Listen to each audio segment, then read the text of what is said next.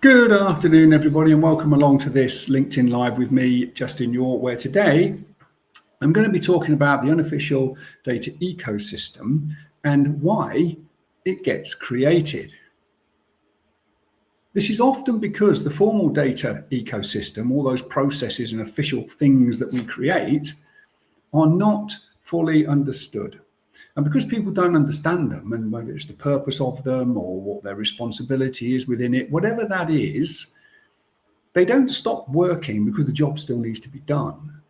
They create this unofficial underlying ecosystem. A lot of the time, I will call this the behaviors ecosystem because it's the behaviors that are creating it, but they don't create those things all on their own. So the unofficial data ecosystem will be getting the job done. This is the swan scenario, smooth and serene on the surface. Everybody's thinking this is absolutely brilliant, but underneath, paddling like mad against the flow and against the current of all the things that are coming in. But this unofficial system can create hidden risks through those workarounds, the shortcuts, the manual fixes that are going on, spreadsheets, and that over-reliance on specific individuals that are keeping knowledge inside their heads. Why a workaround was created in the first place. Why did those things happen? So most organizations will have a formal data ecosystem. They'll have the systems, they'll have the processes, they'll have all the reports and the controls and the owners and the standards and all those interesting things that exist. But it's not about that sometimes. Sometimes it's about, is that an ecosystem that people will actually use? Because in many cases, they won't use it for all sorts of reasons.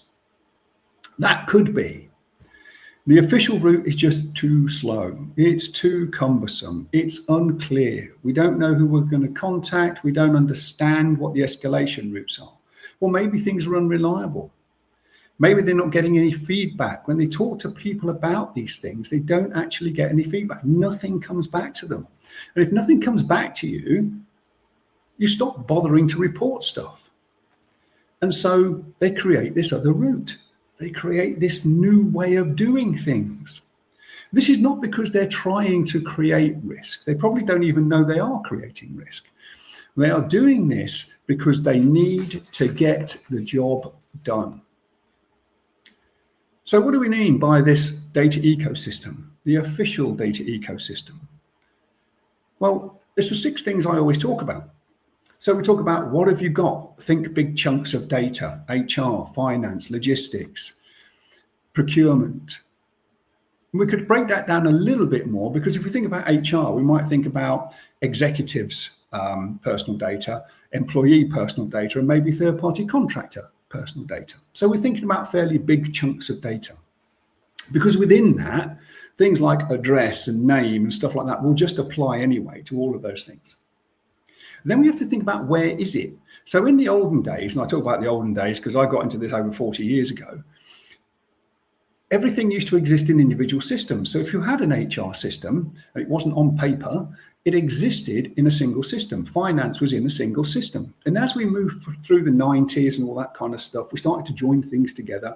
And when we get into the 2000s, late 90s, early 2000s, we start talking about warehouses. Now we've got lakes and all sorts of other interesting things. But that means it's not in a single place anymore because we're taking copies of this data. And just think that if you do payroll, for example, and you outsource that payroll function, then you've got data that's not only it's outside of your environment because you're moving some of it to a third party offshore. And I'll use offshore in a sense it could be in India or it might be down the road in Reading or Slough or wherever. And then we have to think about how does it move around? Again, I'll go back quite a few years when we used to talk about interface control documents, and we talked about those things because they used to tell us what was the purpose of it, why it was created, who was responsible at both ends of that interface, what data was moving, when it moved, and we would also see the format of it. We could see what the fields looked like. So that gave us the edge in a sense, because when something went wrong, we could go back to that and look at that and we could contact the right people and those types of things. Now, of course, it moves through pipelines here, there and everywhere. But the thing is, some data might not get from A to B. So I'll give you an example. I worked in an organization where we took 18 fields out of a source system and we moved them to a warehouse, but only 12 arrived. So 6 went missing somewhere. We checked all the ETL, we checked all the files, all that kind of stuff, and we could see where these fields were going missing, but we couldn't figure it out. And the only thing we came down to was the pipeline. Now, when we went to talk to the guy that had created the pipeline in Python, he said, well, no, it's just a straight through pipe. Nothing happens. Well, something must happen because 18, and he went, no, it doesn't happen. So we looked at it, but somebody had amended it, somebody had updated it and introduced a bit of code that dropped 6 fields out, which is not awfully helpful. So we need to understand lots of things about how it moves around. Then we have to think about who uses it and what for, because not everybody needs to see every piece of data. Now, if you look in a business glossary or data dictionary, you'll see something called name, or you'll see something called address or postcode or whatever. You'll see those things and it will give you a description of them and all that type of stuff. What you don't see is that Mrs. Smith of 35 Cheltenham Road in Coventry has bought an insurance policy for £600. You don't see any of that because you're not actually looking at the data. But we need to know who is using the data, who is accessing the data. Because as I say, not everybody needs to see all of it. But what purpose are they putting it to? So for example, if you want something, you're creating a dashboard or something, and you want a figure called total sales, then you might see something called total sales, and you think, oh, I'll use that. That's brilliant. I'll use that. But the thing with that is that unless you can find the definition of it and why it was created and how it's being calculated, then you can't use it in your dashboard because it might just be wrong. It might be right, but it might also be wrong. Then we have to think about who owns it. Who is accountable for all this data? Who is accountable for this stuff? Who do we go to when we need a decision or resources to get something remediated? And then finally, what's the quality of it? We have to think about what are the standards that exist. The consumers create the standards. They're the ones that use the data. They have to create the standards. So those 6 things, if you can answer those 6 things with confidence, you've got a pretty good handle on your data ecosystem. Now, of course, it's not rocket engineering to suggest that the more data you have, the bigger your ecosystem, the more of this type of issues and management and controls and understanding you need to have. So let's think about now what happens if all those 6 things are just not understood. So as I've already mentioned, people will create their own route. They'll do their own thing, this unofficial values that they will create. And this might include things like spreadsheets. So nothing against spreadsheets, very useful things. But if you're going to use them in regulatory reporting or create dashboards or something like that from them, then they need to have sets of controls around them. And what people often do is keep local copies of these things. And if you don't update all that data, then it's going to start to get out of step when you start to think about, well, how I used it last month, so I'll just use it this month. And I think the data's this. Those things get out of step.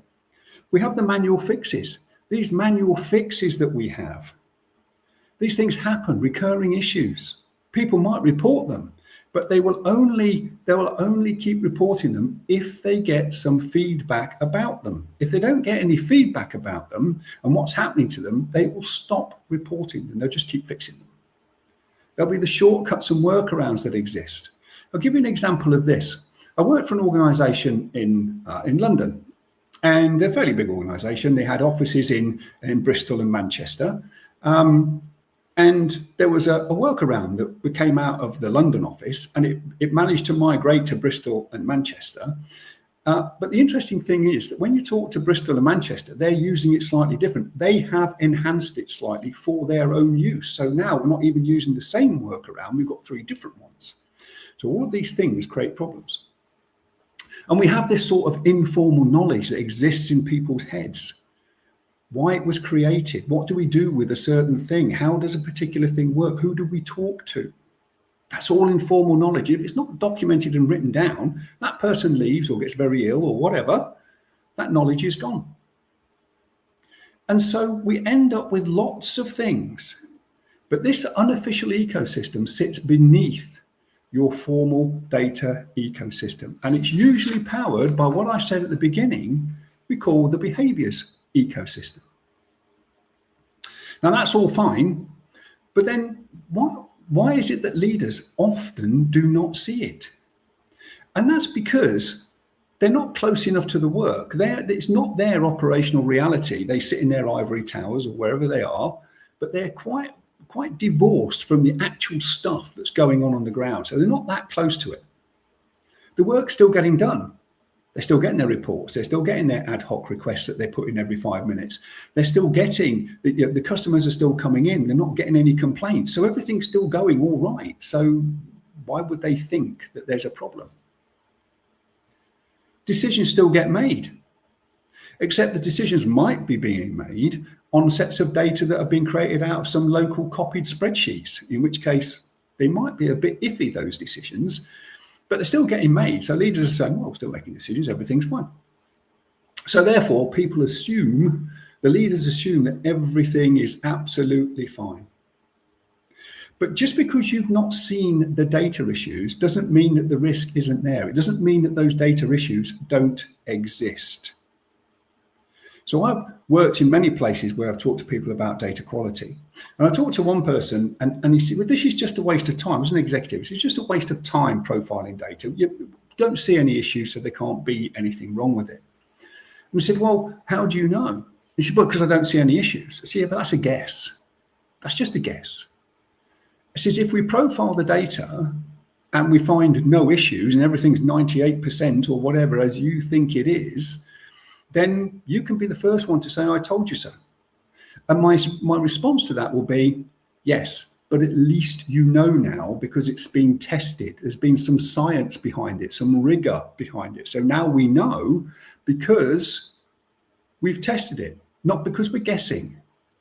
It says, and if we do find some issues, which I think we most likely will, if we do find some issues, then we can say, well, that's great because we now know that the issues are there and we can do something about them.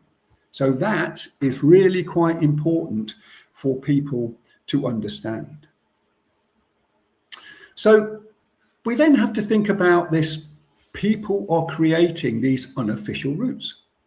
And they normally create workarounds and shortcuts and that type of stuff because the formal process is too slow.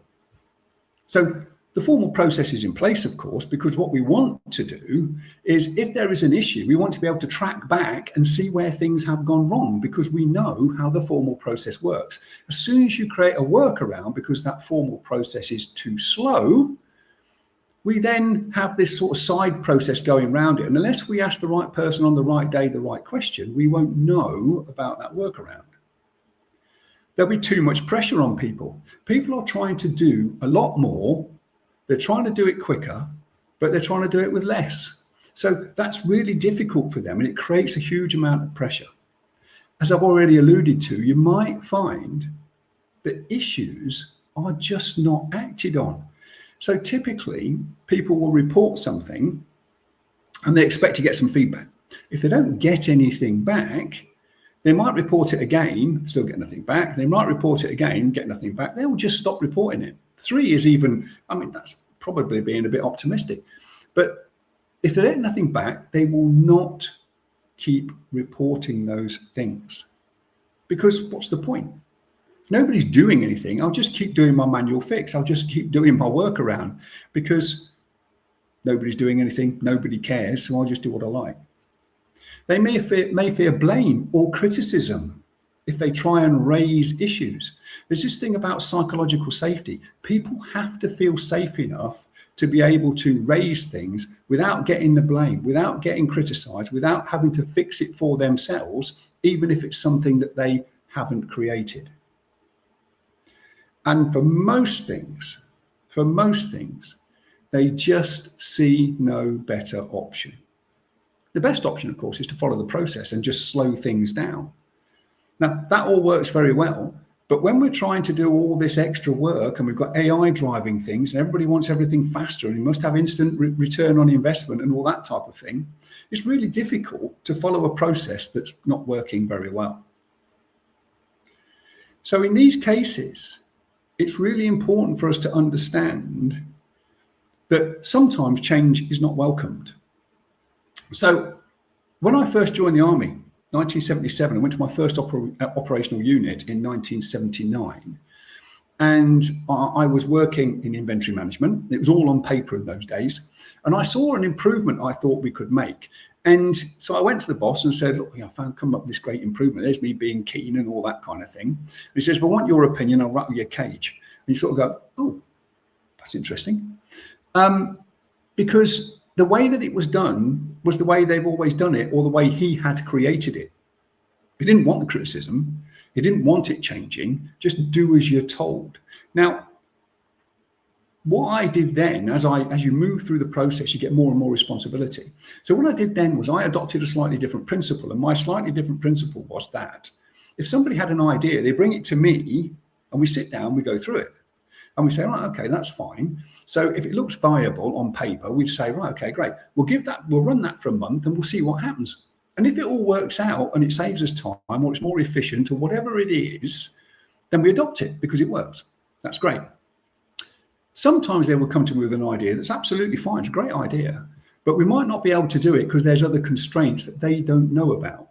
In which case, it's quite easy just to say, oh no, we're not going to do that. Except you can't really adopt that approach. So I adopt the approach of saying, we can't do that at the moment because, and then give them the feedback that says, here's the reason why that can't be done. So it's all about feedback loops. So what we find then is that people then don't create that as a workaround because they understand why it doesn't work or why it can't be done and what the constraints are. But nonetheless, they will then come within the formal process with an idea that can be checked through.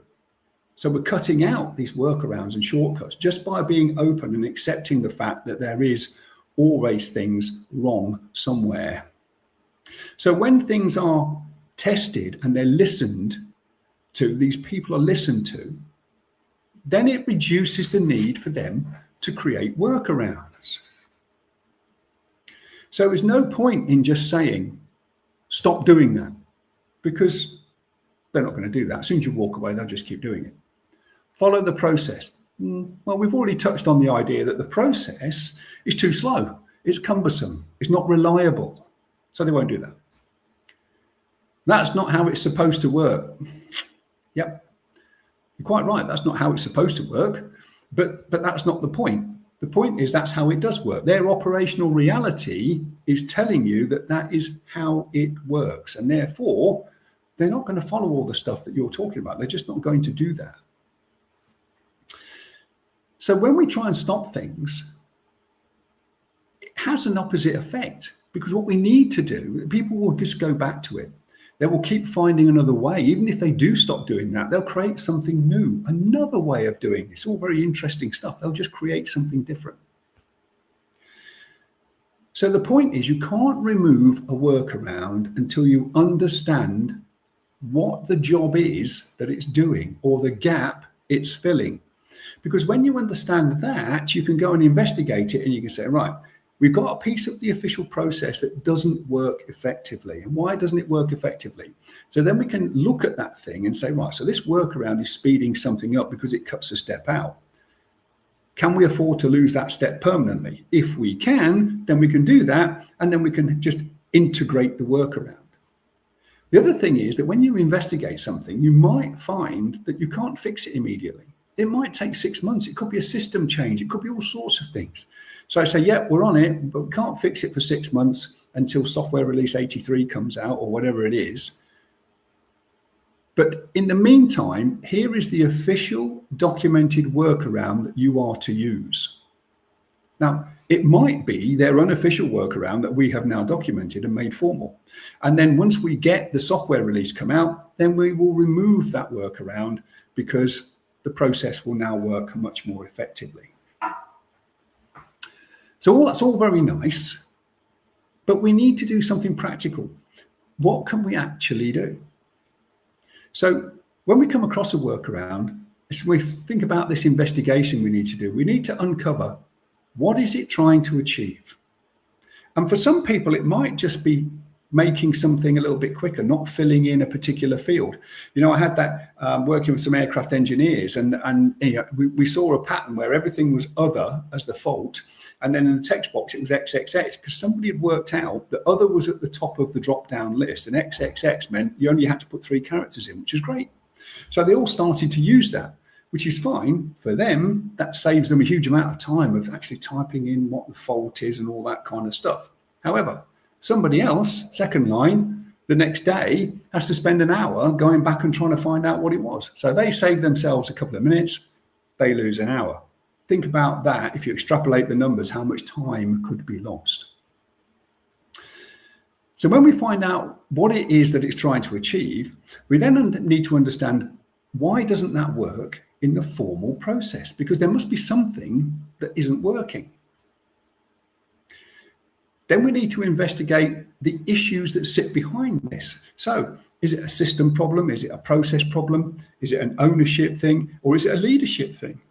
Because people might think that the more people get done, the faster they do things. I can give them more work, but all that does is load more pressure. You put more pressure on people and you're more at risk of something breaking, which is not what we really want to do. We don't want to break stuff. So then we need to think about, how do we identify the data and or the process owners? Because they're the people that have to make the decisions, make the changes. The people that create processes have created them with something particular in mind. So it's fine to go to them and say, what about this? They might say, well, actually, we can't change that because it's part of a regulatory reporting process. So that workaround has to stop because that's necessary for us. And we were exposing ourselves to even greater risk. So then when we find this out, we've done all this investigation. So then we say, well, how should the operational need be met? How can we improve the people's operational reality? And it might not be by implementing the workaround. It might be by something else that we decide that we need to do. And when we find those temporary workarounds, if we can't fix it straight away, then we might want to say, well, document those temporary workarounds where we need to, and we'll put them out there as formal workarounds that we have agreed to.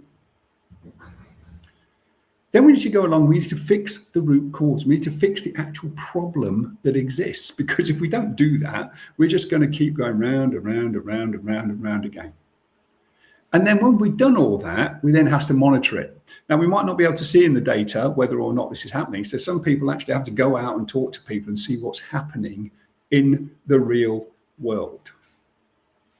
And sometimes that can be a bit of a pain, having to leave your desk and go and talk to somebody else. Terrible. But sometimes you get a lot of results from it. So that's why the understanding of your data ecosystem is the kind of thing that decides whether a lot of your initiatives succeed or stall. So here's what I see. Teams are not failing because they picked the wrong tool. They fail because nobody mapped the ecosystem before they started. So what that means is that people don't understand it. They don't know what it is, and they don't fully understand how it works. But by the time we've done that, you could be a year, 18 months down the road, you spent a ton of money and you're not really getting anywhere. And I've seen that more times than I care to remember. Tools have been procured, they've been implemented, they cost a fortune, nothing is getting better. So that is what the data ecosystem diagnostic exists to prevent. It's just 90 minutes. On a one-to-one, we map the data ecosystem end to end, find out where it is that it's breaking, and then figure out which gaps matter the most and the ones that we might be able to ignore. You'll leave with a written summary, your ecosystem map, the gaps, and how you can go about starting to fix them. So if you're planning a data or AI initiative in the next 12 months, and you're not certain your foundations will hold, keep that structure up, DM me and I'll let you know if it's a fit. And so that kind of draws to a close today, what I've been talking about, where we're talking about unofficial data ecosystems. Because people are creating the unofficial routes, something in the formal ecosystem is not working. So the question isn't why are people doing that? It's more like, what is the ecosystem forcing them to do? And it's those things that we need to understand. So that's what I've got for you today. I'll be back in a fortnight. So now my lives are going to be done every 2 weeks rather than every week. And so have a fantastic rest of your day. And I'll see you in a fortnight for my next live, where we're going to be talking about a little more about people and their impact on data ecosystems. So I'll see you then.